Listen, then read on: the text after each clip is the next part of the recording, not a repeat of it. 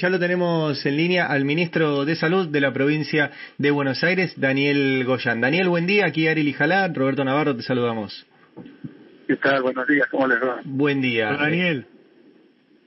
Te hago la primera pregunta, Daniel. ¿Ves como un escenario muy posible que en las próximas semanas sigan creciendo los contagios, que sigamos con esta tasa de multiplicación? Sí, porque la ciudad de Buenos Aires sigue creciendo y el resto del AMBA, por la lógica que tiene esta enfermedad, tiende a equipararse. La ciudad ya anda por más de 1.200 casos cada 100.000, 2.200 casos cada 100.000 habitantes, y esta enfermedad tiende a homogenizarse. El virus busca dispersarse por todos los conglomerados urbanos y hasta donde puede. Fíjese que si en el lapso de un mes y medio llegó de un lugar remoto de China a todo el mundo, es lo que va a intentar seguir haciendo el virus. La lógica epidemiológica es esa. Después, muchos quieren que hablemos, me decía los otros días un periodista, bueno, dice, pero no hablemos tanto de la ciencia, hablemos del deseo. Bueno, entonces si quieren el deseo es que este virus solito se termine un día, pero eso es mágico, no es científico. Así que bien, la tendencia a seguir creciendo claramente, porque mientras la capital siga creciendo y nosotros, primer cordón, segundo cordón y tercer cordón, que como en forma de oleada vamos detrás de ese número, ya estamos por más de 1.200 en el primer cordón, 1.000 en el segundo y casi 600 o 600 y algo en el tercero. Claramente se tiende a homogenizar, por lo tanto hay todavía tiempo para seguir creciendo. O sea, vos lo que decís es que los contagios están yendo desde Cava hacia la provincia. Es que empezó así claramente porque la mayor concentración de gente que llegó enferma llegó a la ciudad de Buenos Aires. Luego llegaron hacia otros lugares del país, pero cada vez más en forma más dispersa. La mayor concentración claramente empezó en la ciudad.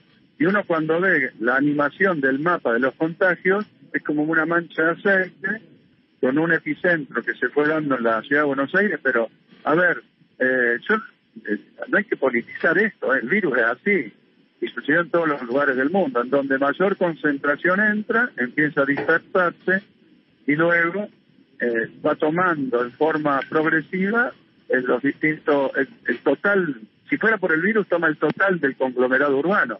Uno hace acciones tendientes a frenar este ritmo de contagio, que sea menor a lo que el virus tendría si no hiciéramos ninguna medida de restricción.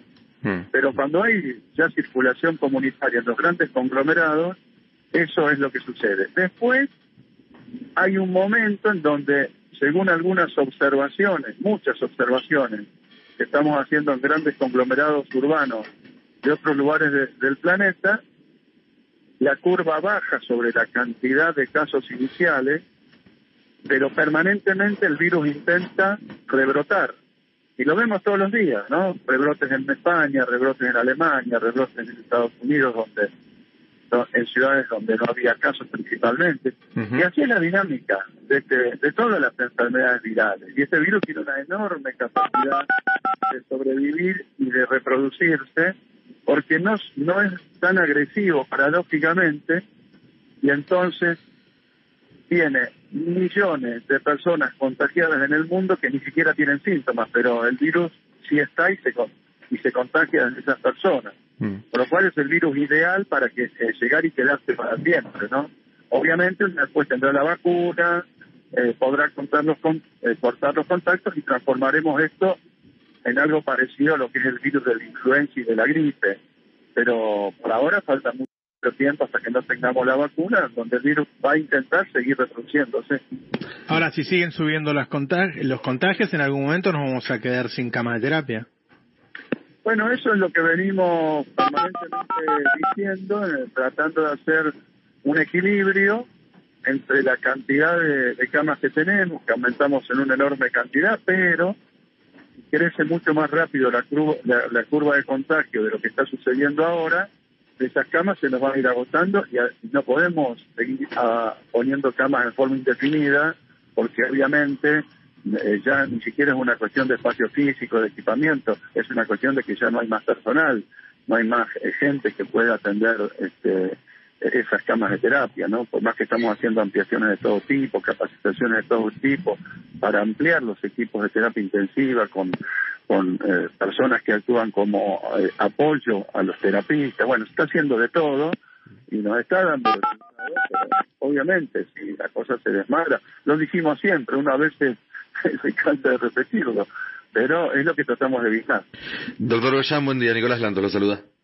¿Qué tal? ¿Cómo va? Hola. Bien. En este contexto, ¿se puede reflotar la posibilidad de traer médicos de otros países para que puedan cubrir esas vacantes?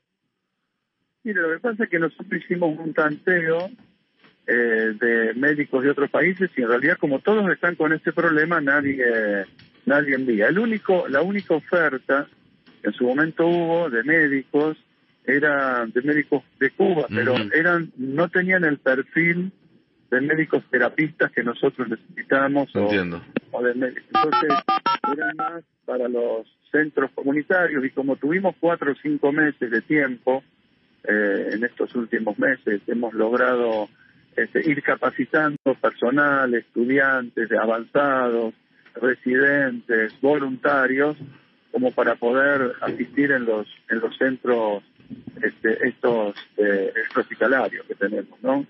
Clarísimo. Otra consulta. En los últimos días, desde el gobierno porteño, tanto el vicejefe de gobierno, Diego Santilli, como el ministro de Salud, Fernán Quirós, dijeron que en las próximas semanas, en 2 o 3 semanas, debería comenzar a bajar la cantidad de casos, bajar la curva en la ciudad de Buenos Aires. ¿Usted cree que existen elementos científicos, médicos, que puedan sustanciar esta afirmación? Por eso yo lo que le decía recién es que esta es una observación que se ha hecho en muchas ciudades del mundo y ha sucedido algo similar a lo que se está planteando. Pero eso sucede porque no es que empiezan a bajar los casos y volvemos a la normalidad. Eso sucede porque la principal hipótesis, porque todavía nadie se pone de acuerdo en nada con esta enfermedad, la principal hipótesis es que como ya los transmisores masivos, los trabajadores esenciales, los que nunca dejaron, los de salud, la policía, los que estuvieron todo el tiempo por necesidad laboral circulando, ya tienen una mayor tasa de inmunización, pero en ningún lugar del mundo, por ejemplo, se vuelven a las clases, porque cuando se volvió a las clases en Israel, explotaron los casos y de golpe, y Israel reconoció que fue un error, se fueron arriba incluso del primer pico. Entonces, lo que observamos es que en esos conglomerados urbanos hay un descenso de los primeros miles y miles de casos que había por día y aparecen rebrotes de 1.000 casos por día, 2.000 casos Madrid, o mejor dicho España, o Cataluña, o distintos otros lugares donde sucede esto, Nueva York, que siempre está entre 700 y 1.000 casos nuevos todos los días, pero también no han vuelto los chicos a las clases, no han vuelto a las facultades, es decir, hay muchas medidas todavía de restricción y de autorrestricción que afectan fundamentalmente a los que no tienen gran circulación del virus. Esa es una hipótesis, podría llegar a pasar eso, pero no es una cuestión que uno la pueda asegurar. Ahora, Daniel, por otro lado, sí. una cosita más, por otro lado, la Ciudad Autónoma de Buenos Aires, nosotros observamos todos los días que hace un testeo que va entre 2.200 y 2.900 testeos de residentes, ¿no? Porque después ahí suman los testeos que hacen de otros lugares, en lugares, laboratorios de procesamiento, pero que no son residentes de la ciudad. En cambio nosotros estábamos haciendo 2.000 y ya estamos haciendo casi 10.000. Por eso es que también, si uno no hace mucho más testeo, no va a encontrar más casos, obviamente. O sea, para pasar en limpio a la ciudad, no aumenta el número de testeos. No, uno mira todos los días, pero esto no es una crítica, es una modalidad simplemente objetiva. Uno mira todos los días y hay entre 2.200 y 2.900, ese es el rango de testeos de residentes. Eso está publicado en la página oficial de la ciudad. Sí. Entonces, también pasa que en la provincia de Buenos Aires nosotros hoy multiplicamos la cantidad por casi 4 en el último mes. Pasamos de 2.500 que teníamos de promedio diario, los últimos días nos está dando 9.700 por día. Entonces también ahí cuando uno busca pero eso, más... Sí, pero eso es una decisión, más, digo, Daniel, porque hace un rato hablábamos también con Horacio Berbisky, y él nos decía que la ciudad está dando mal los datos. La pregunta ¿es una decisión de la ciudad subtestear para que dé menos...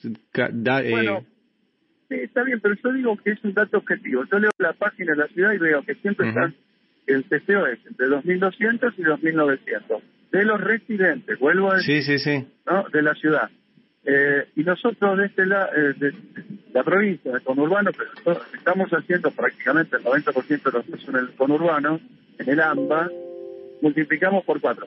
Pero eso tiene que ver también con que tenemos que pensar que por cada caso que hoy estamos descubriendo con una PCR, hay un montón de casos asintomáticos que ni consultan, que no han sido, que no se sienten nexo epidemiológica de nadie, que no se dieron cuenta, o que son oligosintomáticos, a las 24 o 48 horas el dolor de garganta o el dolor de cuerpo se le fue, no lo relacionaron con una enfermedad, con el COVID, entonces no consultaron. Y esto está pasando y pasa a todo el mundo, ¿no es cierto? Así que lo que nosotros tomamos como indicador real de lo que puede estar pasando con ese universo de gente que uno no llega a constatar si tiene o no, es el impacto sobre las camas de los básicamente las terapias, pero todas las camas hospitalarias. Sí. Ese es el dato más fidedigno de cuánta gente se está enfermando. De forma indirecta nos está indicando cuál es la magnitud del problema, ¿no? Y Daniel, ¿las camas en la ciudad de Buenos Aires ya están saturadas? Miren, están saturadas las camas del sector prepago prácticamente en la provincia de Buenos Aires y la ciudad de Buenos Aires.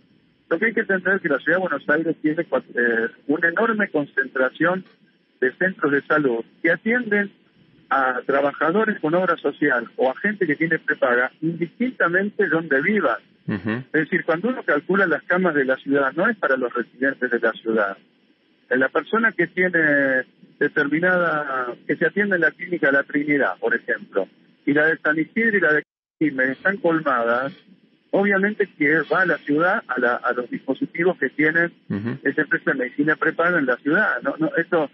Dividir la cuestión sanitaria del AMBA es ridícula porque la gente va a buscar la cama en el lugar donde esté, independientemente de si está de un lado o el otro de la General Paz. Entonces tenemos un sistema muy saturado del sistema prepago, tenemos en la ciudad de Buenos Aires el sector privado muy saturado y en la provincia de Buenos Aires saturada los sanatorios que dependen de las grandes prepagas, pero con una situación bastante mejor en las clínicas y sanatorios medianos y pequeños y medianos que no dependen, porque ahí tenemos un nivel de ocupación de un 59, 58, 59% de cama de terapia del sector de los públicos. Privado. Y en el sector público, nosotros en la provincia de Buenos Aires tenemos en estos momentos un 67% de ocupación de las camas públicas.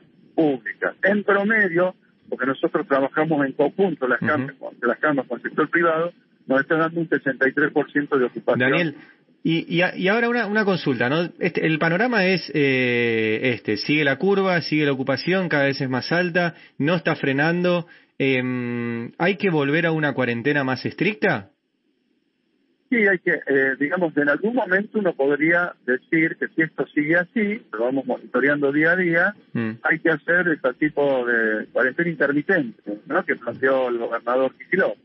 Es decir, bueno, si en algún momento vemos que estamos en serio riesgo de saturación, hay que hacer un cierre. También hay que ver después cómo va a acompañar la sociedad, ¿no? Porque uno puede plantear un cierre y si realmente la sociedad no acompaña mucho, la repercusión no va a ser la que uno busca.